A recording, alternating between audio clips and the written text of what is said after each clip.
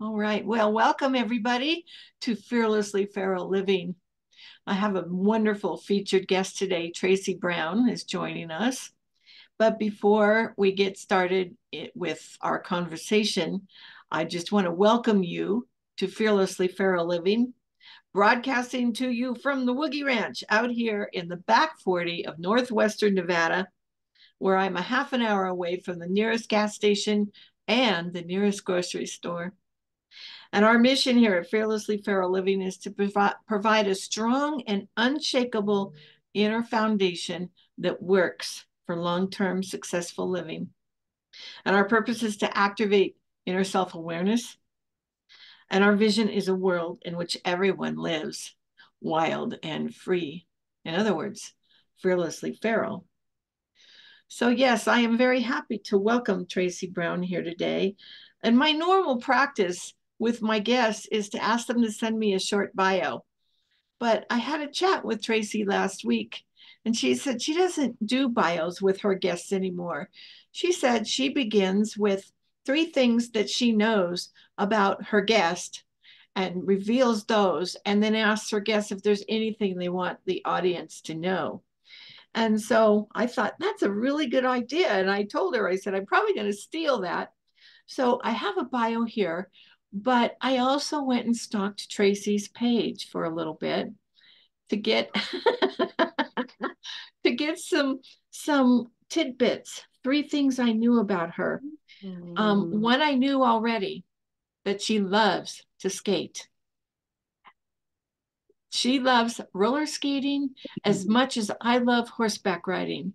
She's out roller skating all the time, and I just love seeing those posts about her roller skating. I watch the videos. It's really cool to watch.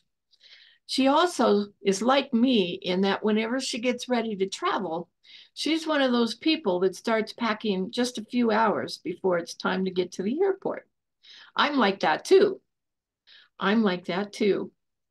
And then there was a spring, I believe it was the first day of spring post or spring solstice or something.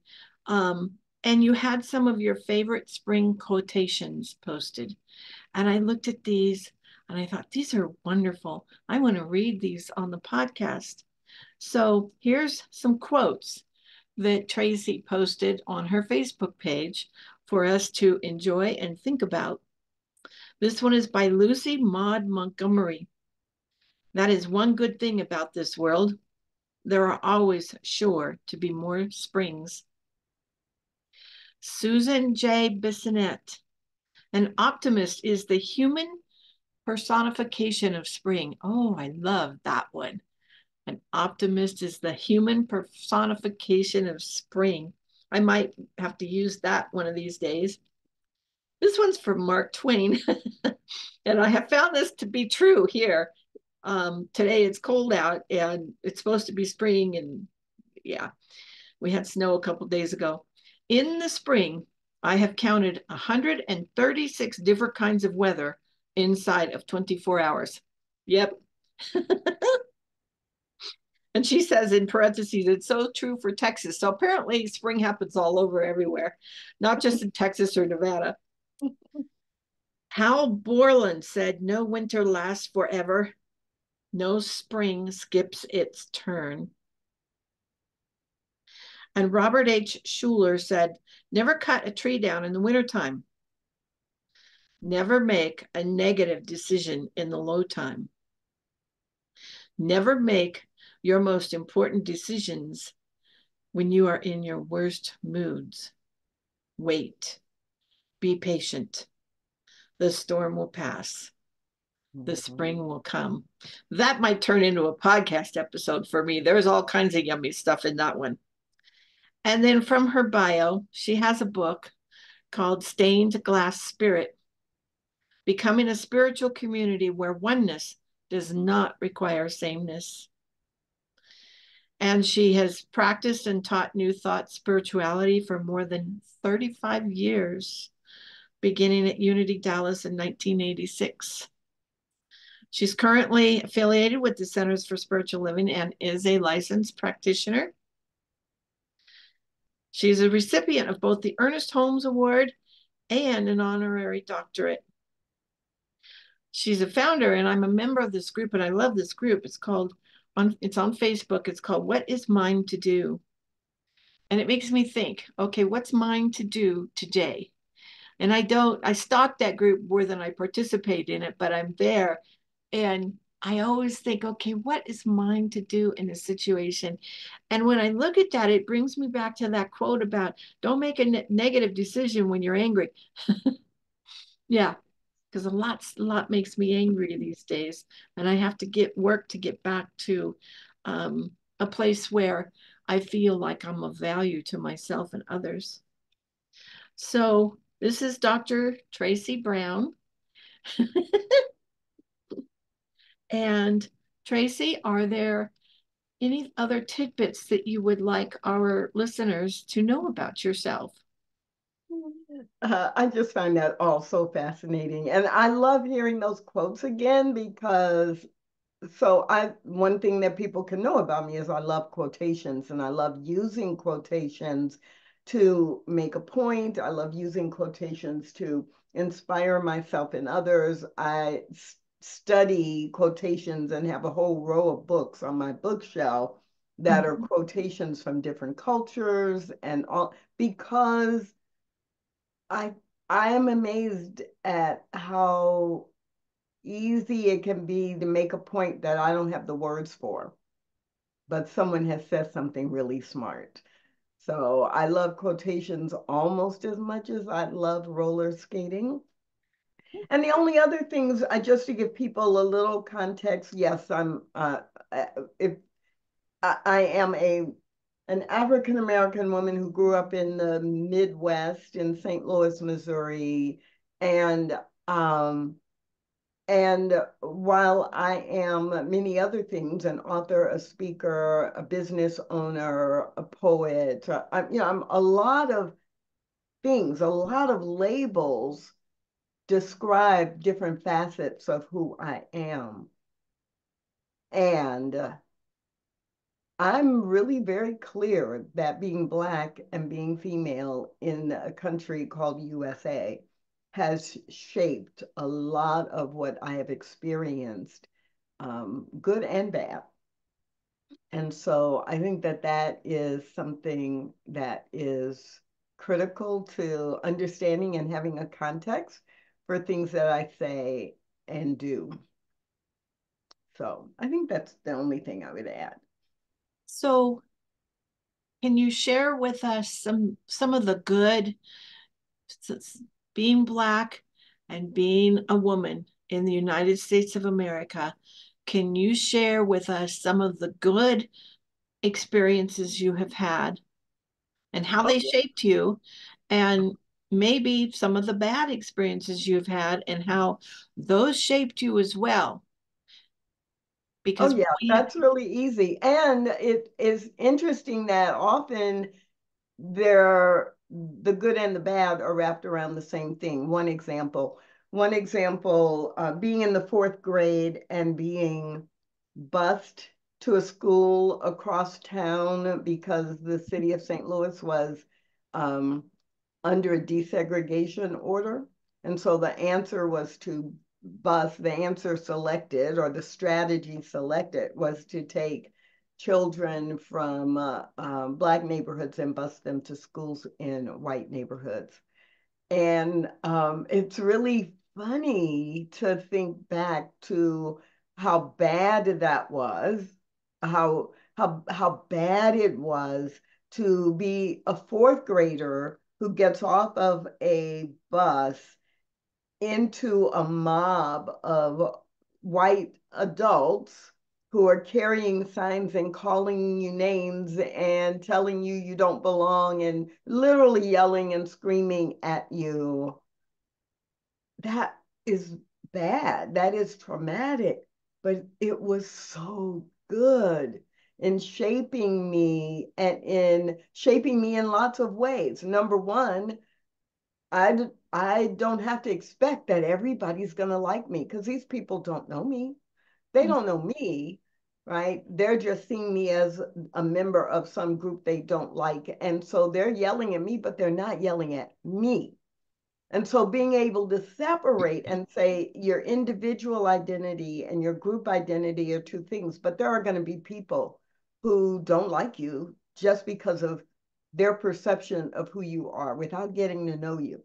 So I grew up never expecting, like, you don't do things to get people to like you because they're not going to like you anyway. There's nothing you can do to make them like you. So that whole people pleasing piece, I got to bypass that Uh-huh. because of lessons that I was learning even before fourth grade. But there, another good thing that came out of that, probably the best, that was at the beginning of the school year. But by the end of the school year, even, like a month or two later, they were not there anymore because clearly they didn't get what they wanted. We were still going to that school in that neighborhood. And by the end of the school year, the children, we didn't all become close friends, but there was respect at recess or at lunch or whatever. And so it was like, oh, people can change. They don't have to, they may not, they may be attacking you now, but they won't be attacking you a year from now.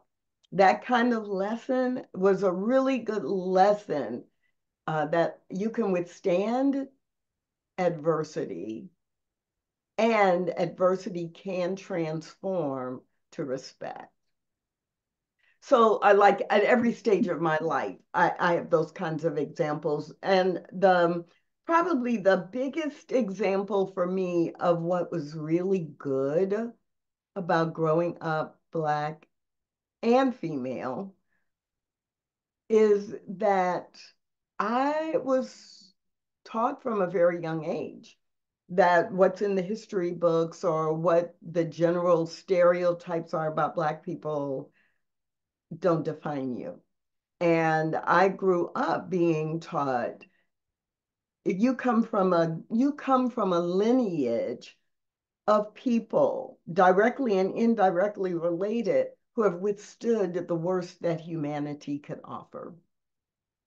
And that's who you are. You come from kings and queens in Africa, and you come from people who are so resilient and so smart and so determined that they could live through being treated inhumanely because they knew at some point in the future you would have an opportunity to do things they never imagined. And so that was really good. And the image of, even though Black women who I knew were working hard, almost all the Black women I knew had jobs, two-parent families, but the women worked. So I got all these examples of course, you can choose to do work, and of course, you're going to get your education, and of course, it's not about money. It's about being a responsible citizen in the world who makes a positive contribution in life. Those are the those are the experiences that I had growing up that, yes, taught me in society as a whole, there are stereotypes. You will be affected by them because you can't control what other people do or say.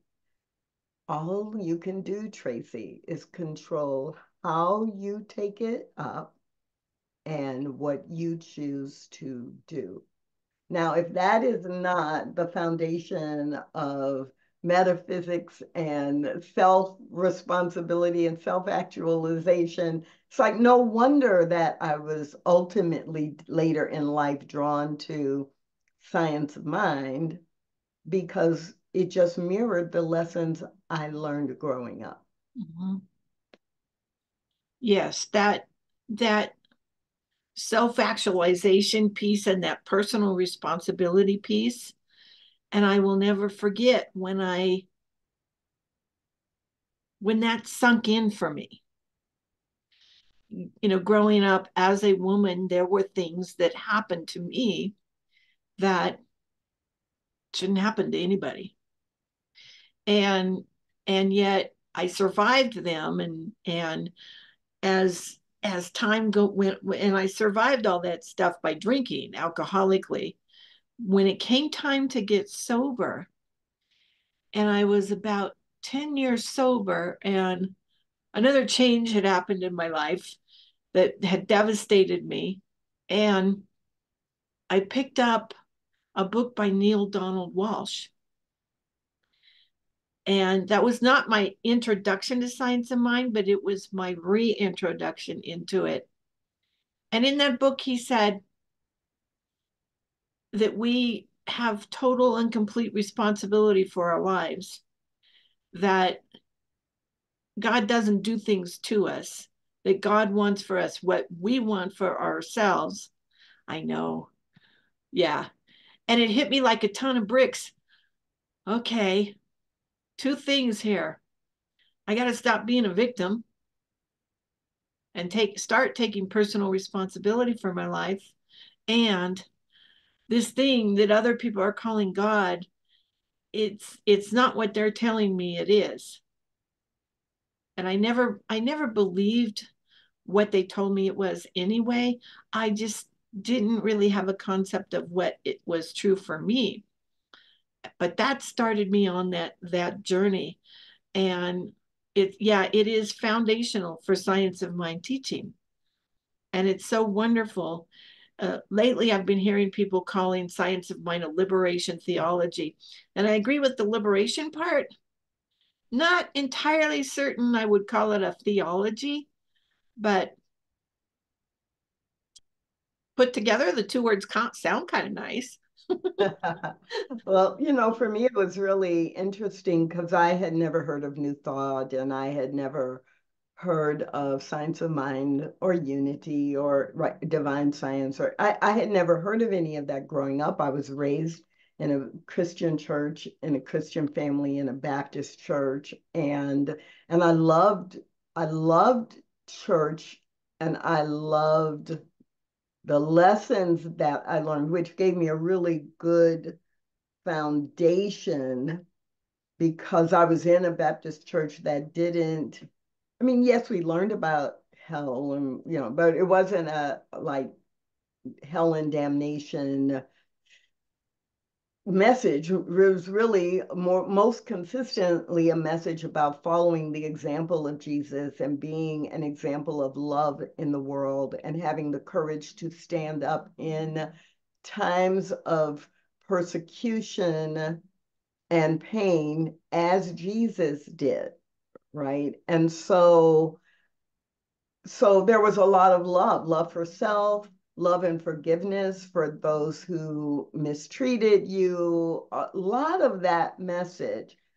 And in the example set and in the situations that I found myself often in church, in school, just in my family, in the world, it really was, there really was a lot of focus on self responsibility, not just, taking on, carrying the weight of the world on your shoulders, not that, but personal responsibility for defining who you were and who you wanted to be in the world, even in spite of externally defined limitations. What comes to mind for me, a couple of examples just dropped right in, when I think about the adults who were in, there was a dentist in my church who, you know, just defied the stereotypes about being intelligent and being gentle or being angry as the stereotype, angry Black men. And he was the gentlest man. He was a dentist. He was known even outside of our community as an expert. But when he started his practice, right, part of the reason he was able to become a dentist was because there was so much segregation when he was younger, but they needed to train dentists to serve the Black community, right? Because the Black community could not go to a white dentist. And so it's like the way that the community made that work was a model that it wasn't we're victims, you know, we see what the system is, but within that system, how do we self-actualize, or what is it possible to do? So, you know, I had a teacher in high school who was one of the first Black people, definitely, I think the first Black woman to get an advanced degree, a doctorate degree from a major, well-known university in the US. And she was given some opportunities to like be the first Black faculty member at a few colleges, and she wanted to she wanted to teach Black kids and give them hope. And she wasn't accepted in a lot of school systems. They didn't want her in their grade school or high schools. But she came to St. Louis, and the high school I went to is an historic high school. It was the first high school for Black students west of the Mississippi. And she was like, I want to go there. So here we have this, you know, Black woman who is not allowed to teach in many school systems around the US when she started teaching. Mm-hmm. But she came to be an example and, you know, would tell us, this is how it was for me, and you need to get your education because it's not going to be that way for you. But even if it is, maybe it'll be something else. Choose what's going to make a contribution to the world. What's your legacy? What 14, 15-year-old is thinking about? What is my legacy going to be? And we had adults around us who said, you do have to think about that. You can't wait till you're 50 years old to think about that. So you know, I'll admit, I'll admit, I'll admit it. Fearlessly feral, right? I had to, you know, I've read what you've written about it before, but I went back and read that again. What does it mean to you? And this being wild and free and um, living without fear. And I had to sit with that a few days ago when I knew I was going to be talking to you again. I'm like, what does that really mean to me in the life that I've had? And I thought, you know, I'd think about it for 5 minutes and I'd be okay. I thought about it for like 2 hours, Karen.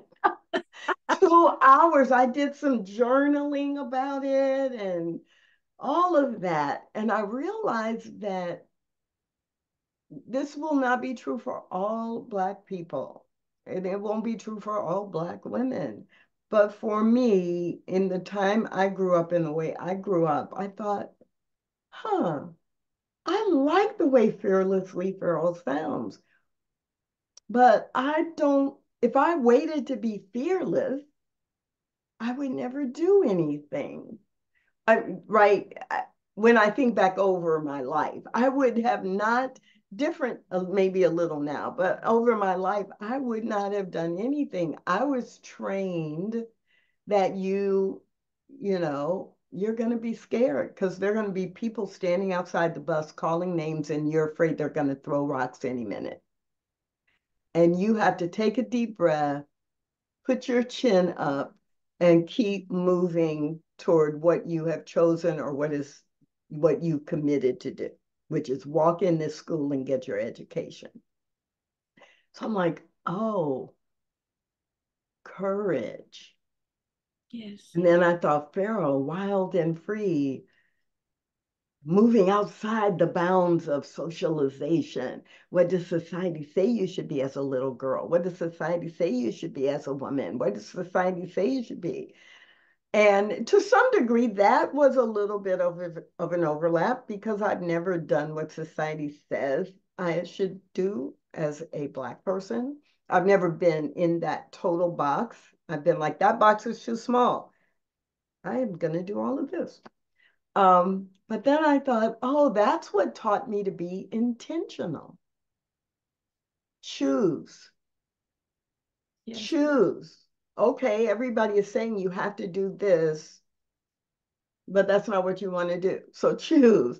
Or everybody is expecting you to behave this way as a leader, but you see it didn't work for them. So why do you want to choose it for yourself? Choose something else. Mm-hmm. So my translation of fearlessly feral is Tracy being intention, courageously intentional. I And like we get right, we get to the same place. this. I took 2 hours of thinking and journaling and playing and saying, I want to understand this. And it fits. What language would I use to describe how I do that? I am courageous and I am intentional. Courageously intentional. I'm going to write that down. Uh-oh. Uh-oh. I like it. But it's like, oh, for me, that the way my thinking went as I was finishing that up, it was, oh, it's the same. I'm amazed that we are ever able to communicate anything with anybody because we rely so much on the words. And I was like, actually, we are ending in the same place. Mm-hmm. Yeah. So it's like, in that way, they're synonyms, even though the individual words may have slightly different meanings. It gets us to living a life we love and creating a world that is respectful of lots of different types of people. Yes. And I will be honest with you, I am not totally fearless, but I do have courage. Mhm. And I got that courage from all the things that science of mind teaches. And and yeah, I'm in fact these days I'm more fearless more often than not. But I do have intentions. I do have intentions. And I have intentions to go out into the world and I have intentions to purposely associate with people who don't think like I do, which is really scary, really scary. And and I get really quiet and I'm not my normal self when I'm around people like that because I'm cautious, but I'm still there. I'm still there. Mhm. And and yeah, showing up as a voice as you do, and as I'd like to think I do, a voice that says we do not have to show up in this world like society tells us we have to show up.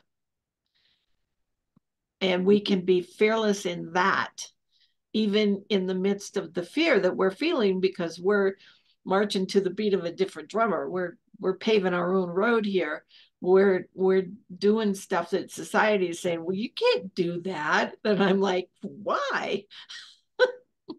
Like, Why? watch me, right? Watch me. Yeah, watch me. So, and that leads to a lot of self-doubt and it leads to a lot of questioning and it leads to more fear. And so then I remember I do my spiritual practices, I back it up and settle in and I have prayer partners and I have mentors and I have people I speak to. I mean, you were one of them when I went and did something society told me I should not do. And that was pretty scary. When I thought back about it, I was like, oh, geez, Karen, what'd you do now? And yeah. And you said, yeah, I get that. I get why you're frightened. I would be too. And I felt so much better with Mhm. that, so much better. And yet I would do it again. I Well, especially now because you did it, and guess what? You didn't die.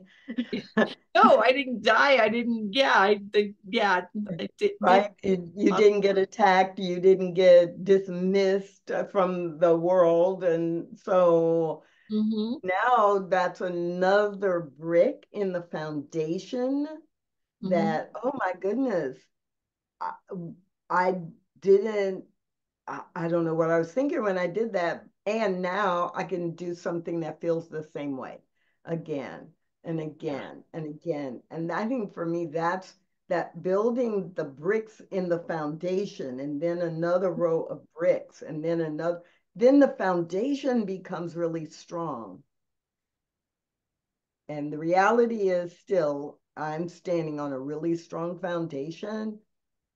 And when I am faced with those situations where there's a misunderstanding or it feels like I'm putting myself in danger, yeah, I still have a little nervousness. I still have sometimes big fear, depending on what it is. Mm-hmm.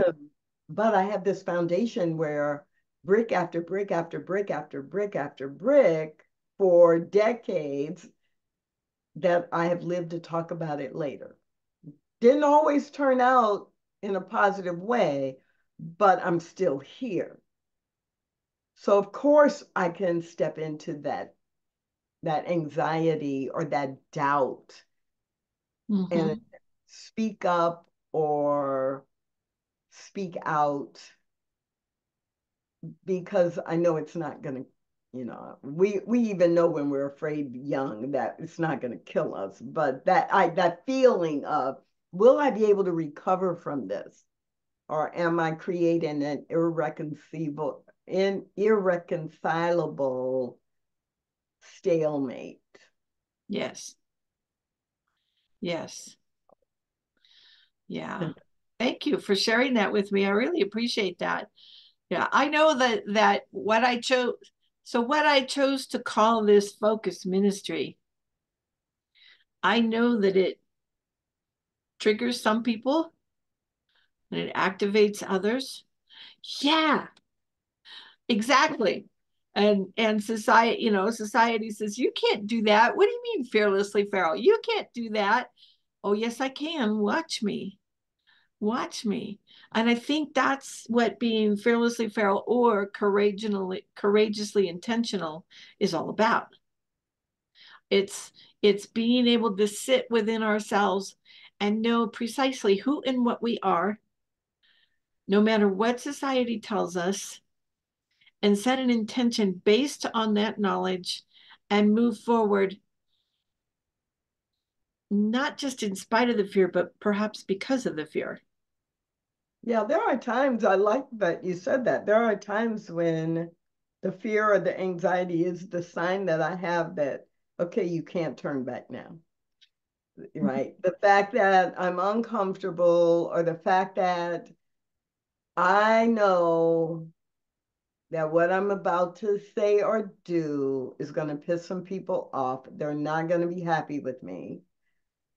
I know that, and it's not that I'm trying to make enemies or make people feel bad, but sometimes that is the cue or clue that, oh, that's why you have to speak up, Tracy, because there are other people who are thinking what you're thinking, they're feeling what you're feeling, and they will shirk back because they want everything to be nice. They want to play nice. They want people to like them. So they're not going to say what needs to be said. And for me, it's like, oh, this means I have to be the one to say it. I don't want to say it either. I don't want to ask the hard question. I would like that everybody sees me and they have a smile on their face when they see me and they can't wait to give me a hug. And if I'm afraid to say it because of emotional reasons, then it's like, Tracy, open your mouth. Or Tracy, write the letter to the editor. Or Tracy, write a post and put it on Facebook because somebody needs to say it. And, or go to the What Is Mine to Do group and post that article and at least give people something to think about and let them know they're not the only one thinking it. Yes. Right. And learning to care less about whether people like me,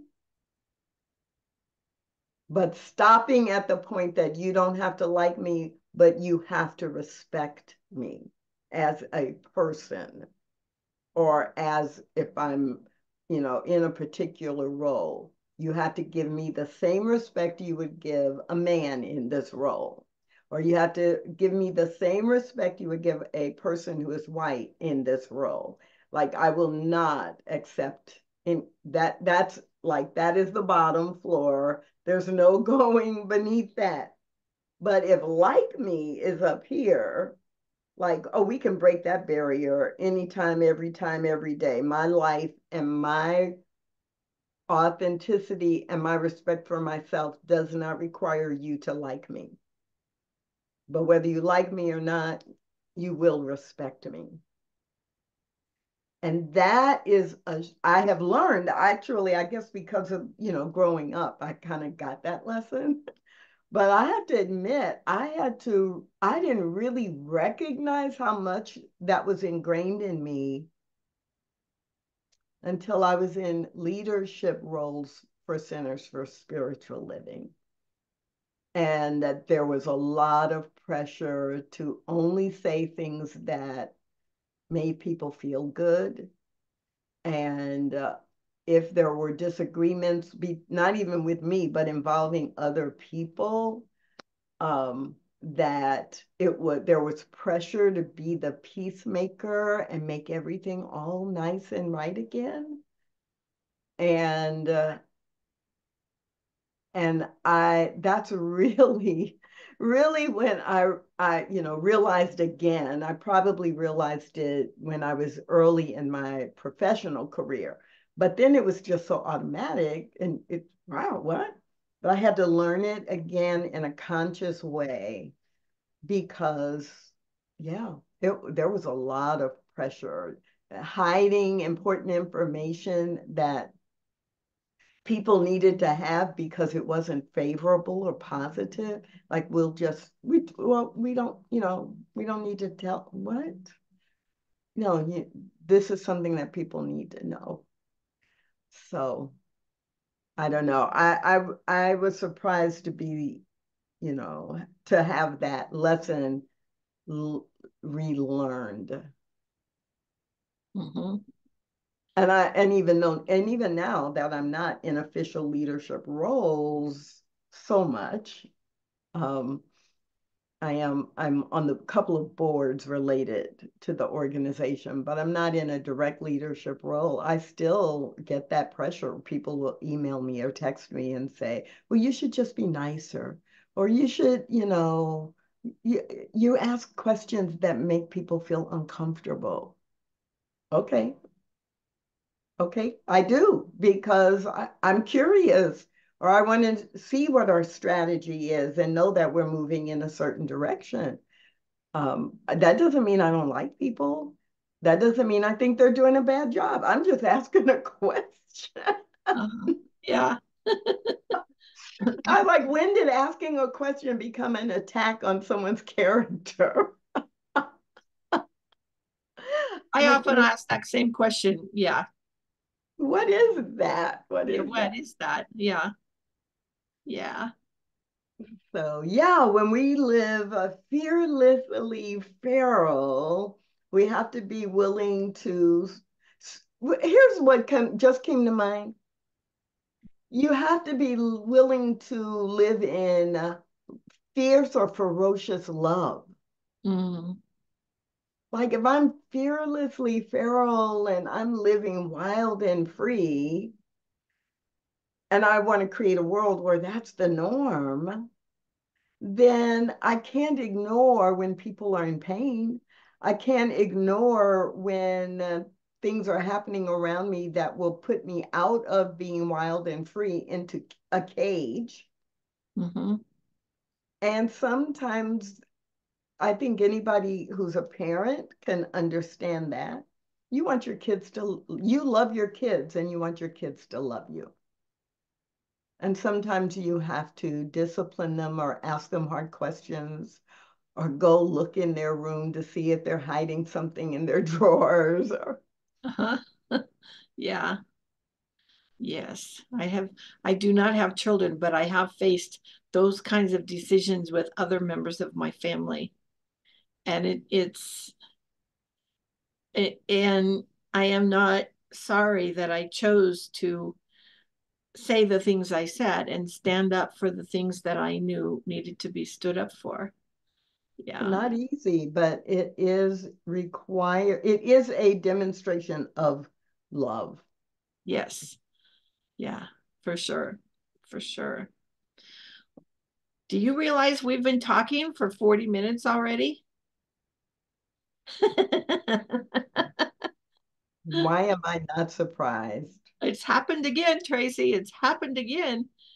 So I am going to ask you for if there's any last words that you want to leave us with before I close us out today. Yes. Yes. So I've already said for me to understand fearlessly feral, I had to go through a process to Mm-hmm. understand that the language for me would be conscious, courageously intentional. But when I was 16 years old, and this is what I want to leave people with, when I was 16 years old, I was in a class, English class or something, and the teacher had us write or choose a motto. Like, what do we think was our motto for life? And I am amazed that many, many decades later, I have not changed that motto. I've reviewed it many times, but I've never changed it because every time I review it, I'm like, no, that is still my motto. And this is the gift that I want to give everyone. You don't have to make it your motto, but please remember, you always have a choice. You always have a choice. You may not control everything that happens to you. I don't control everything that happens to me, but I do control how I choose to respond to what happens to me. And if you want to be fearlessly feral and live that kind of life, then I think that you've got to remember that you always have a choice. Thank you so much for inviting me to hang out with you. I love our conversations, and I'm so grateful. Me too. I absolutely love our conversations. And I'm very grateful you came on board over here. And I want to mention Tracy's websites. She has three of them, stainedglassspirit.net, and I will put these in the show notes, reclaimjoy.com and tracybrown.com, and is also on Facebook, of course, as we've mentioned before. So I thank you very much for listening today, and I thank you very much for your support. Fearlessly Feral Living is a focus ministry of Centers for Spiritual Living, and thus your contributions are very much appreciated and fully tax deductible. And I will put the links to support us in the show notes as well as my website, fearlesslyferal.org. And once again, I thank you very much for listening. And I am knowing fearlessly feral living for me and for you.